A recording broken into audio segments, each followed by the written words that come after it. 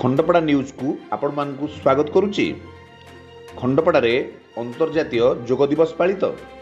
खंडपड़ा Madhuban mini stadium और खलीसाही बड़ पड़ियारे अंतर्जातीय जोग दिवस पालन अवसर में स्थानीय अंचल युवक वरिष्ठ नागरिक मानकु नहीं विभिन्न योगाभ्यास अनुष्ठित हो जाइछि। खंडपड़ा युवक संघर सदस्य माने प्रातः समय मधुबन मिनी स्टाडियम परिसर में आयोजित कार्यक्रम में जोगदे जातीय पताका तले समवेत होइतिले। सेहीपरि नयागढ़ जिला संस्कृति सुरक्षा समिति और राष्ट्रीय स्वयंसेवक संघ आनुकूल्य में खलीसाहीठारे आयोजित कार्यक्रम में कुनि कुनि पिलांठारू आरंभ कर युवक और वयस्क व्यक्ति माने जोग देइथिले। जोग गुरु माने जोगर विभिन्न कला कौशल उभय स्थान में प्रदर्शन करथिले।